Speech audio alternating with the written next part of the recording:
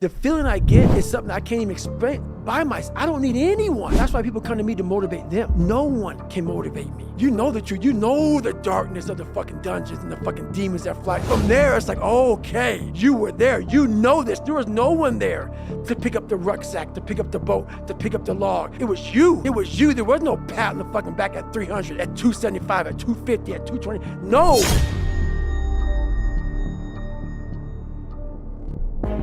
I'm gonna share a little neuroscience tidbit. Love it. But I think it's one that you'll appreciate. Most people don't know this, but there's a brain structure called the anterior mid-cingulate cortex. As we pointed out before, that's a noun, it's a name, it doesn't mean anything. We could call it the Cookie Monster. Right.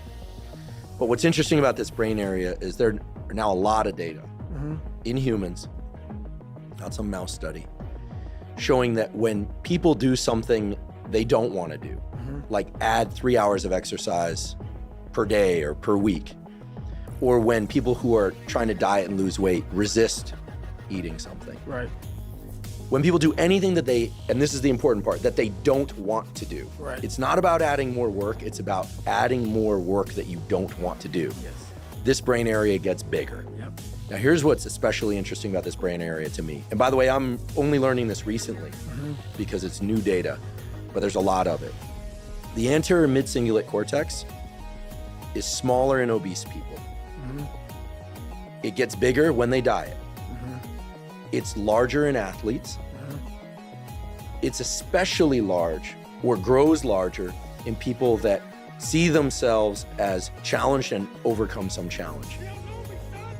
And in people that live a very long time, this area keeps its size. In many ways, scientists are starting to think of the anterior mid-cingulate cortex not just as one of the seats of willpower, Right.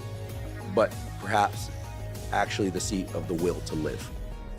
Now we're talking. And when I learned about the anterior mid-cingulate cortex, I was like almost out of my seat. And I've been in the neuroscience game since I was 20. Now We're the we're same talking. age. And I was so pumped because I've heard of the amygdala, fear, prefrontal cortex, it's planning and action.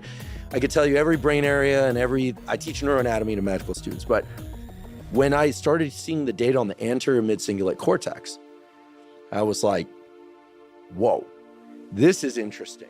Yep. And all the data point to the fact that we can build this area up. Yep.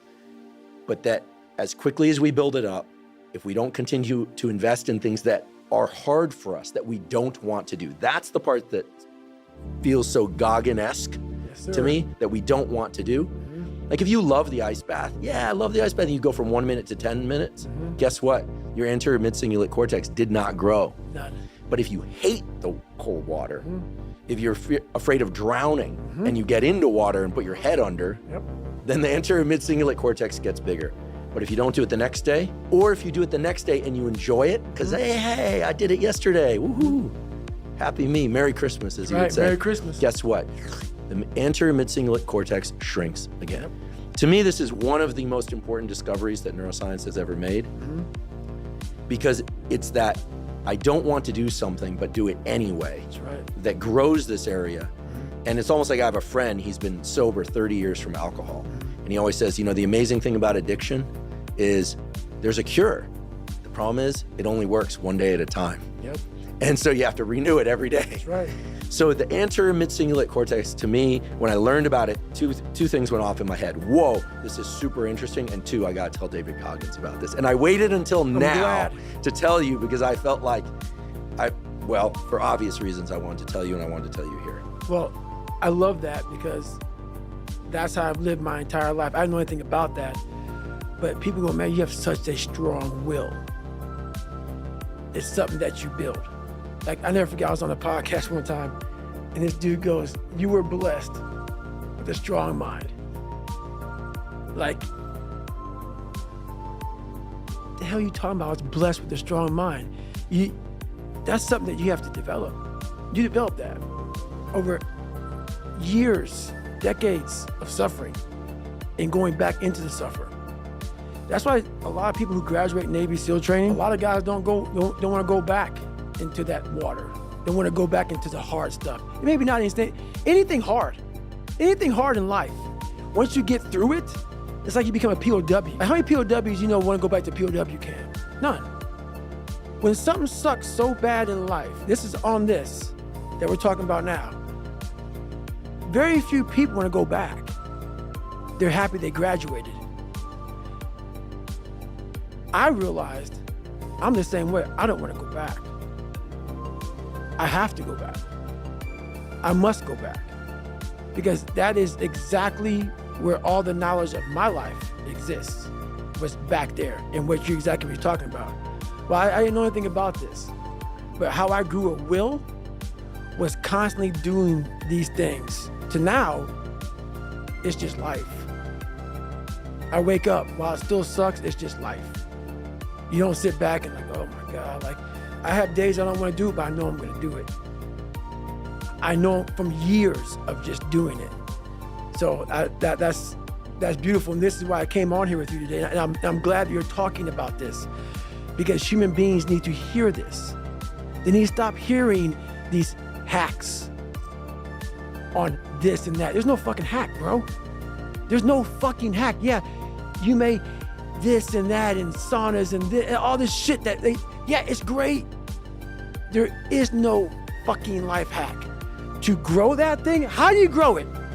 Do it, and do it, and do it, and do it. That's the hack. The hack is gonna fucking suck. And that's what I realized. That's what I realized. Life, that's why I wanted to come on here today. I didn't want to come on here and talk about no fucking passion and purpose and how to get the fuck out of bed, and how to hit a fucking alarm clock, and all this catchphrase bullshit. Because that wasn't how I lived. That wasn't how I lived. I woke up like every human being does and goes, fuck, man, I'm a fucking piece of shit today. How the hell is this gonna work out for me? And you fight that. And you fight that. You don't override it. There's no override button. It's the conversation in your fucking, like, in your head. So how do you do that? We don't have enough of these conversations about the real conversation that every human being is having. And they have no idea how to get out of it, but they do.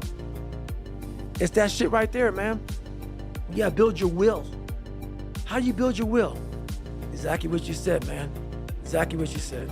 Willpower, if somebody feels they don't have it, Right. feels like this thing that other people have, but everybody, unless they're brain damaged, like a hole Right. through their head, has two anterior mid-cingulate cortex, one on each side of their brain. Everyone has one. They have two. So I feel like it's just a question of opening the portal. And the portal, I'm going to say 10 times and forgive me, is I think people go, oh, I do hard things. I do sets to failure, and then I do forced reps. I love training with weights. I love doing sets to failure. I even like forced reps, but guess what? I like forced reps. So I'll tell you, they don't build my anterior mid-cingulate cortex. Right. Because I like to do it. That's right. Anything you like to do is not going to enhance this aspect of willpower. It's the suck part that grows this anterior mid-cingulate cortex. So now you know why there's so many people that fail in this world. They're missing this feeling. When you're nothing, and change yourself into something like me, you call it happiness, peace, whatever the fuck you want to call it. People are